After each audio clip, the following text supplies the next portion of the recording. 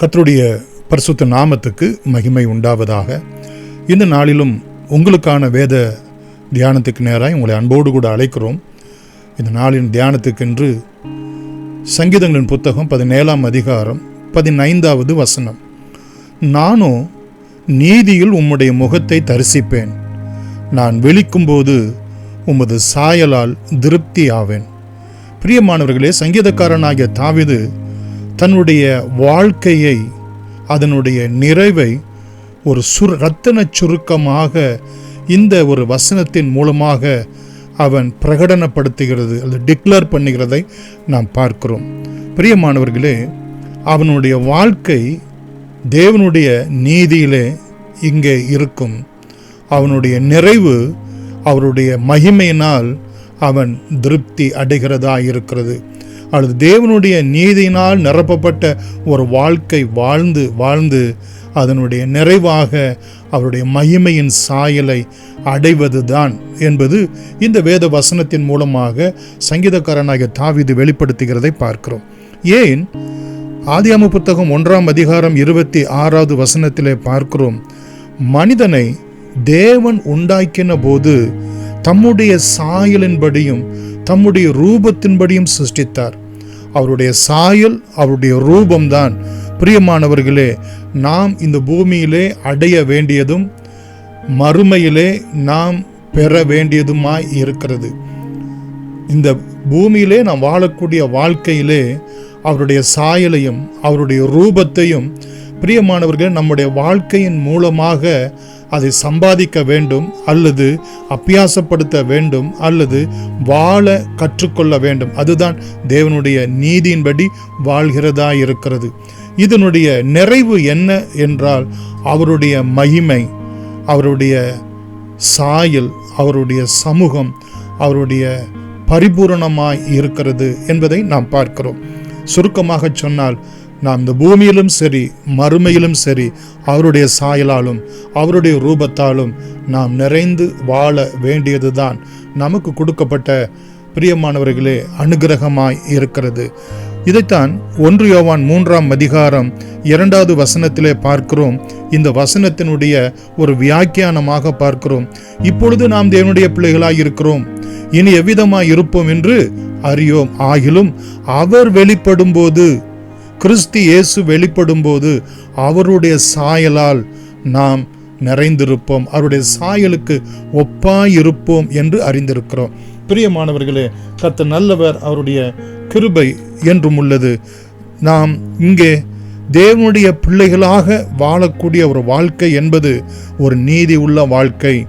நாம் கிறிஸ்துனுடைய சாயலால் பிரியமானவர்கள் அதற்கு ஒப்பாக மாறுவது என்பது இதனுடைய ரிசல்ட்டாக, பலனாக, நாம் நீதி உள்ள வாழ்க்கை வாழ்ந்ததுக்கான பலனாக காணப்படுகிறது. அது மாத்திரமல்ல, 1 கொரிந்தியர் 13ஆம் அதிகாரம் 12வது வசனத்திலே நாம் பார்க்கிறோம். பிரியமானவர்களே, 1 கொரிந்தியர் 13ஆம் அதிகாரம் 12வது வசனத்திலே கர்த்தர் நல்லவர், அவருடைய கிருபை என்றும் உள்ளது. இப்பொழுது கண்ணாடியிலே நிழலாட்டமாய் பார்க்கிறோம். நாம் வாழக்கூடிய ஒரு கிறிஸ்தவ ஜீவியம் கிறிஸ்து இயேசுவை ஒரு நிழலாட்டமாய் பார்க்கிறது போல நம்முடைய வாழ்க்கை காணப்படுகிறது. அப்பொழுது மறுமையிலே முகமுகமாய் பார்ப்போம் என்று சொல்லி அங்கே நாம் பார்க்கிறோம். இப்பொழுது வாழக்கூடிய கண்ணாடி நிழலாட்டமாய் வாழக்கூடிய வாழ்க்கை அது கிறிஸ்து இயேசுவை பற்றும் நீதியின் வாழ்க்கை. மறுமையிலே அவரை முகமுகமாய் நம்மை மறுரூபப்படுத்தக்கூடிய ஒன்றாய் இருக்கிறது. இதைத்தான் பிரியமானவர்களே 2 கொரிந்தியர் 3ஆம் அதிகாரம் 18வது வசனத்தில் கூட பார்ப்போம் என்று சொன்னால், நாம் எல்லோரும் திறந்த முகமாய் கர்த்தருடைய மகிமையை கண்ணாடியிலே காண்கிறது போல கண்டு ஆவியாய் இருக்கிற கர்த்தரால் அந்த சாயலாகத்தானே மகிமையின் மேல் மகிமை அடைந்து மறுரூபப்படுகிறோம். இன்றைக்கு நாம் வாழக்கூடிய கிறிஸ்தவ ஜீவியம் என்பது தேவனுடைய நீதியை உடைகிறதாய் மாத்திரமல்ல, கர்த்தருடைய மகிமையை கண்ணாடியிலே காண்கிறது போல நம்மிலே அவருடைய மகிமையை காண்கிறோம்.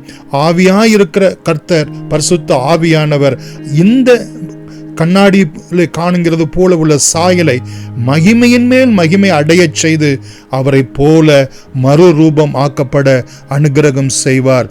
பிரியமானவர்களே, பிலிப்பியர் 3ஆம் அதிகாரம் 21வது வசனத்திலே நாம் பார்ப்போம் என்று சொன்னார், அற்பமான நம்முடைய சரீரத்தை தம்முடைய மகிமையான சரீரத்துக்கு ஒப்பாக மாற்றுவார். இப்பொழுது நாம் வாழக்கூடிய கிறிஸ்தவ வாழ்க்கை நீதி உள்ள வாழ்க்கை, கண்ணாடியிலே காண்கிறது போல உள்ள ஒரு வாழ்க்கை, இது ஒரு அற்பமாய் காணப்படுகிறது போல இருக்கலாம். ஆனால் இது ஒரு நாளிலே அவருடைய மகிமையின் சரீரத்துக்கு ஒப்பாக மறுரூபமாக்கப்படும் என்கிற சத்தியத்தை நாம் அறிந்திருக்கிறவர்களாய் காணப்பட வேண்டும்.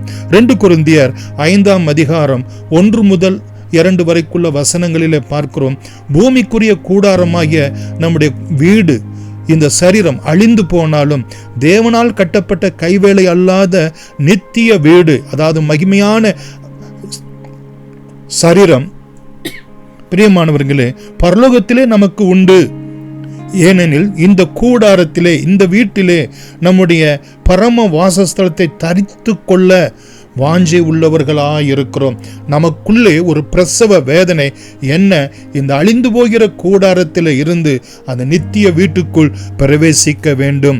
இந்த நீதி உள்ள வாழ்க்கையில இருந்து அந்த மகிமையான சாயலுக்குள்ளாய் பிரவேசிக்க வேண்டும். இதைத்தான் பிரியமானவர்களே கொலோசியர் 3ஆம் அதிகாரம் 4வது வசனத்திலே நாம் பார்க்கிறோம். கொலோசியர் கர்த்தர் நல்லவர், அவருடைய கிருபை என்றும் உள்ளது. கொலோசியர் 3ஆம் அதிகாரம் 4வது வசனம், நம்முடைய ஜீவனாகிய கிறிஸ்து வெளிப்படும் போது நீங்களும் அவரோடு கூட மகிமையிலே வெளிப்படுவீர்கள். கர்த்தர் நல்லவர், அவருடைய கிருபை என்றும் உள்ளது.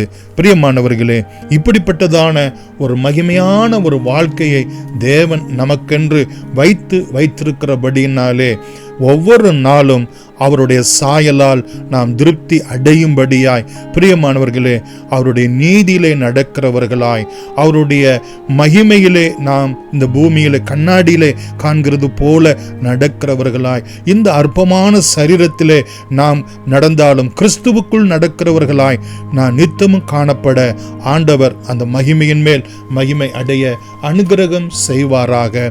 ஆமென். தொடர்ந்து நாம் செபிப்போம். கிருபையிலும் இரக்கத்திலும் ஐஸ்வர்யம் உள்ளவங்க அன்பின் பிதாவே, இந்த சத்திய வசனத்தின் பிரகாரம் எங்களுடைய வாழ்க்கை தகப்பனே நீதியில் உம்முடைய முகத்தை நாங்கள் தரிசிக்கவும், ஒவ்வொரு நாளும் எங்களுடைய கிறிஸ்தவ ஜீவியமானது ஆண்டவரே இந்த வேத வசனங்களின்படி உம்முடைய முகத்தை நாங்கள் தரிசிக்கிற ஒரு வாழ்க்கையை உடையவர்களாய், எங்களிடத்தில் ஒரு குற்றமற்ற ஒரு வாழ்க்கையை உடையவர்களாய் நாங்கள் வாழ தகப்பனே, அது உம்முடைய சாயலை, உம்முடைய ரூபத்தை, உம்முடைய மகிமையை எங்களுக்குள் நித்தமும் கொண்டு வந்து முடிவிலே அந்த நித்திய வீட்டிலே நாங்கள் பிரவேசிக்கவும், அந்த நித்திய மகிமையிலே நாங்கள் பிரவேசிக்கவும், எங்களை மறுரூபப்படுத்தவும் கர்த்தர் எங்களுக்கு அனுக்கிரகம் செய்வீர் என்று இயேசுவின் நாமத்தில் நன்றியோடு கூட வேண்டுகிறோம். எங்கள் ஜீவனும் இரக்கமும் உள்ள அன்பின் பிதாவே. ஆமென். God bless you.